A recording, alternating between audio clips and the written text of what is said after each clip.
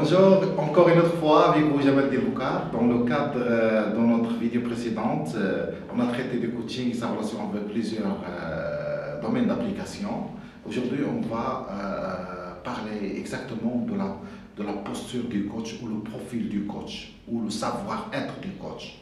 Donc, pour être un coach, il faut avoir une posture, il faut avoir une façon d'être pour être vraiment un coach.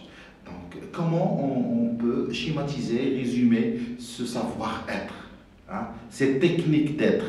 Tout d'abord, sachant que le coach lorsqu'il est devant son coaché, il donne directement ou indirectement, il communique une image de soi, hein, de coach. Par exemple, il communique, est-ce que lui, il est équilibré d'abord? Est-ce que lui, le coach, est-ce qu'il il assure une certaine cohérence dans son discours? Est-ce que, avec son attitude de coach au niveau de sa posture, de son habillement, de sa communication, de la maîtrise de sa technique, est-ce qu'il est vraiment un coach? C'est ça le savoir-être du coach. Est-ce qu'il est capable de véhiculer un certain optimisme?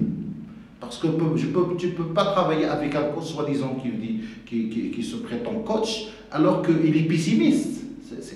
C'est incompatible. Donc un coach doit vendre l'optimisme, doit vendre l'énergie à son client.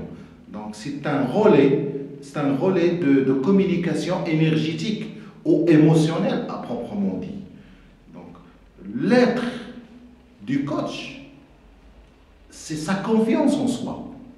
Vous ne pouvez pas coacher un patient et vous souffrez d'une déficience de confiance. C'est inconcevable parce que votre coaché s'inspire de vous. Votre confiance en soi, c'est un manifeste clair, c'est une communication explicite de votre potentiel et de vos capacités. Votre confiance dit à son coaché. Ça veut dire qu'il le met à l'aise d'abord. Deux, il lui communique l'information suivante, que vous avez le pouvoir, vous avez des choses cachées et vous les manifestez à travers votre façon d'être qui est la confiance en soi. Donc, savoir-être, ça comporte beaucoup d'éléments. On ne peut pas être coach au hasard. On peut l'être avec la maturité, avec l'expérience, avec l'expertise, avec une façon d'être qui est communicable d'une façon ou d'une autre sans le savoir. Et c'est elle qui donne les prémices, les piments, les ingrédients de la réussite de la relation coach-coaché. Sans oublier la sérénité. Un coach, c'est un sage, c'est un maître. Il doit communiquer d'une façon très claire, très simple, qu'il est une personne sereine, clair, transparent. C'est comme un maître de Shaolin.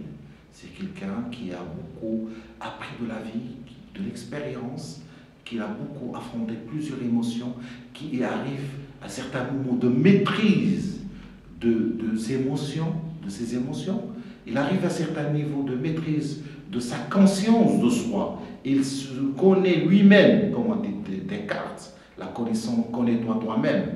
Donc, c'est une personne qui a passé par plusieurs étapes. Il devient une personne sereine, une personne claire, transparente, hein, une personne qui vit une concordance, une harmonie entre son être et son paraître, les deux à la fois. Ce qu'il dit reflète ce qu'il est en train de penser, ce qu'il est en train de sentir. Ça, la notion de l'être ou de la posture du coach au niveau du savoir-être. Je m'arrête ici, je vous remercie de votre attention et je vous donne rendez-vous à la prochaine vidéo, Inch'Allah.